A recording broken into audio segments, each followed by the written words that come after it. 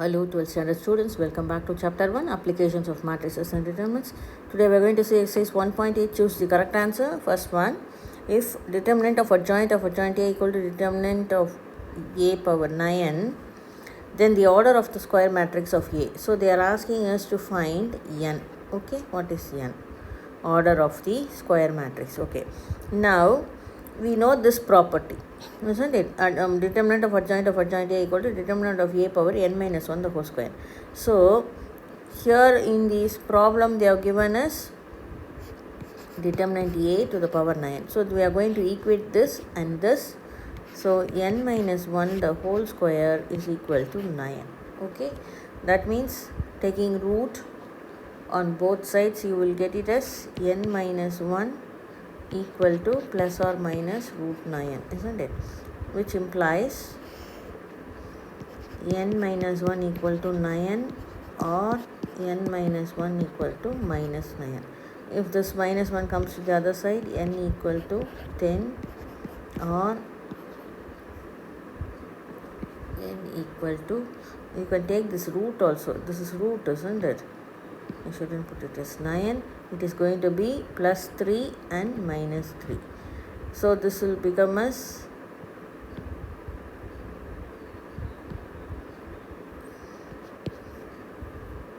first value will be n equal to 4. And when this minus 1 comes this here, this will be n equal to minus 2. But in the power, you cannot get a negative number. So this is not possible. Okay. So since power, you will have only positive numbers. So this is not possible. So you are going to take the value as n equal to 4. So therefore, our answer is going to be 2.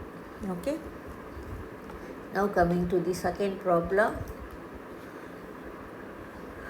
Here they have given A transpose equal to A transpose A and B equal to A inverse A transpose is given. Okay, I have written that. Now we are going to find B transpose. So what is our B transpose? In this I am going to use the second one. Okay, substitute 2 from here. Instead of B I am going to put A transpose A inverse A transpose into A inverse A transpose the whole transpose. Okay, let me write this a bit apart. Here what I have done, substituting 2. Okay, now this property I am going to use next. What do we know about property of this? If it is AB the whole transpose, we will write it in the reverse order, isn't it? So for this one I am going to use the first term remains the same and the second one, according to this property, it becomes the reverse. So first you will write A transpose the whole transpose and then A inverse the whole transpose. Okay. Now combining, what about A transpose the whole transpose, this property, using this property, this will become as A. Okay, so that is equal to A inverse A transpose A into A inverse the whole transpose. Okay, now using our first property. What is our first property? Substituting 1. So this one. So A transpose A is going to become as A transpose. That is equal to A inverse A transpose into A inverse the whole transpose.